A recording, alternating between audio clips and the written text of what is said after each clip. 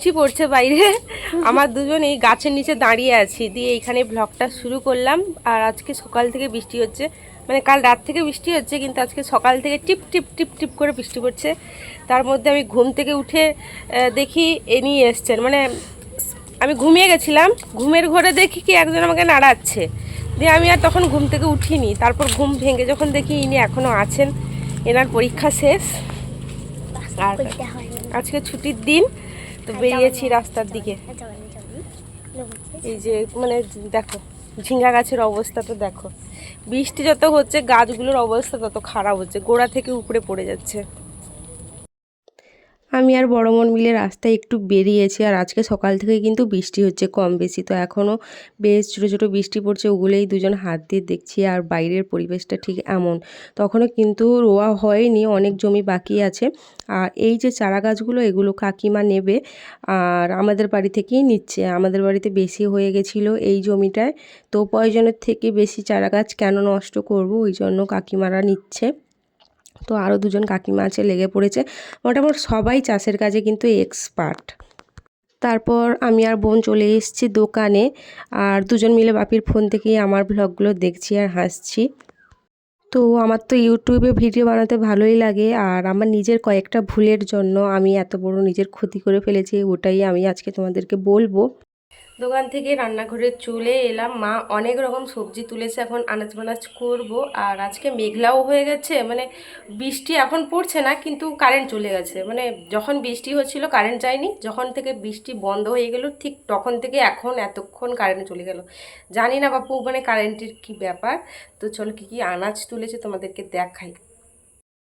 কুমড়োটা পেকে গেছে, ওই যে কুমড়ো গাছটা পড়ে গেছিলো, কুমড়োটা ছিল, এতদিন পর কিন্তু কুমড়োটা পাকলো।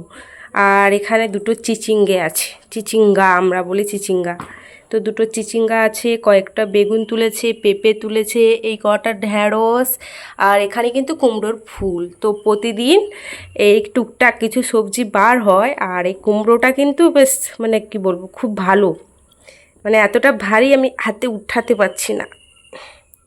তো এই কয়েকটাই সবজি। তো অনেকক্ষণ দোকানে বসছিলাম, মা এখানে দেখি মুড়ি টুড়ি মাখিয়ে নিয়ে চলে এসছে, কারণ আমি খেয়েছিলাম না সকাল থেকে, ওই কারণে দুজন মিলেই দোকানে বসে খেয়ে নিচ্ছি।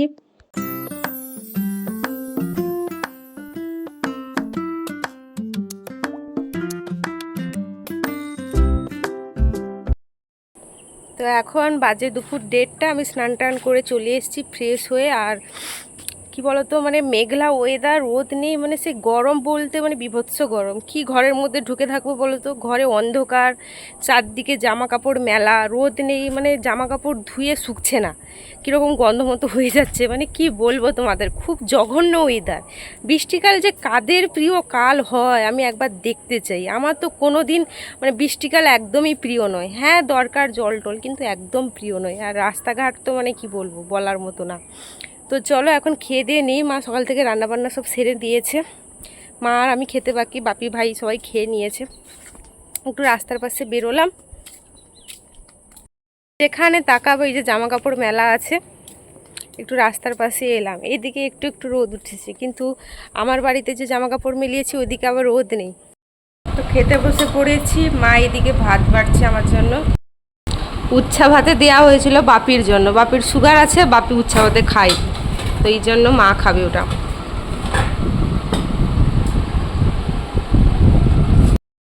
শেষ নেই, এখন কিন্তু 3টা বাজে, আমি তো ঘুমিয়ে গেছি, মানে শুয়েছি জাস্ট, দরজাটা কে খুললো, অন্ধকারে দেখি কোথা থেকে চলে এলো। মানে 3টা বাজে, এদের চোখে ঘুম নাই। 1:30টার সময় না 2টার সময় খেতে বসছিলাম, তখন এসেছিল স্নান করতে, তো আবার 3টা বাজে শুয়েছি, আবার এসছে পেয়ারা টেয়ারা মুখে ভরে নিয়ে চলে এসছে। তো মানে একটু যে ঘুমাবো তার উপায় নেই। আর এর পেয়ারা খাওয়া দেখে আমার প্রচুর ইচ্ছা হচ্ছে পেয়ারা খেতে। আর এই চিরুনিটা তো আমার ভেঙে গেছে, ভেঙে ফেলেছি, কাঠি আর যাওয়া হচ্ছে না যে একটা আনবো। তো এখন যাই পেয়ারা খাই একটা। গেছিলাম পেয়ারা খেতে, একটা ডালা মাঠের দিকে হয়েছিল, সেটা টানতে গিয়ে পুরো ডালাটাই ভেঙে গেল। তো একটা ডালায় কত পেয়ারা ধরেছে দেখো।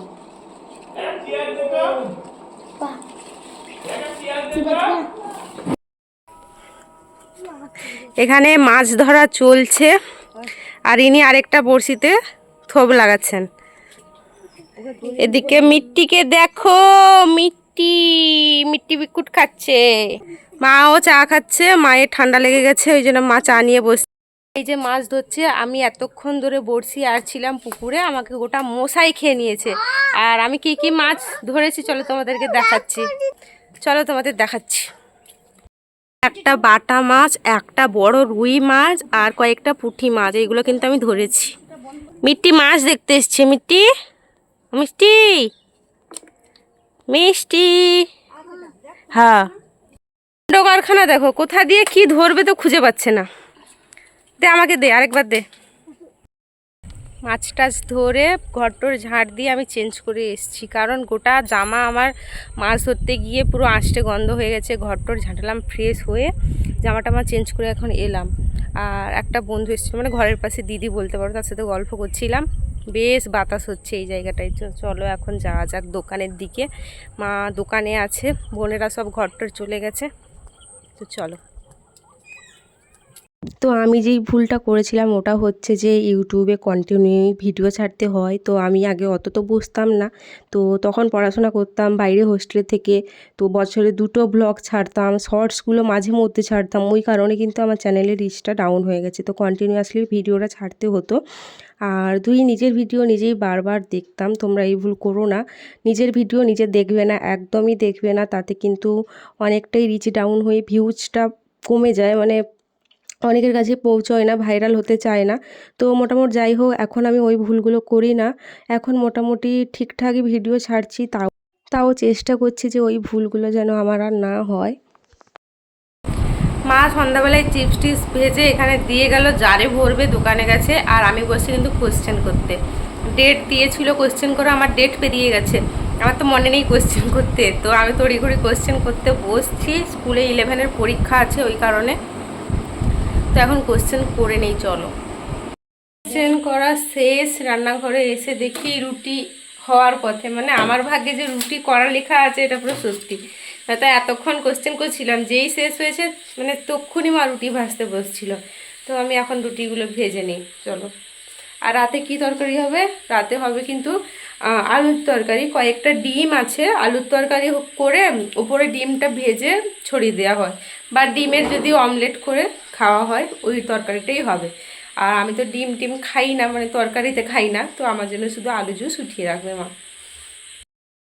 তো রাতে রান্না বান্না বলতে একটা আলুর তরকারি হয়েছে, আর দুপুরের ওই তরকারি তো আছে, এটা চচ্চড়িও আছে।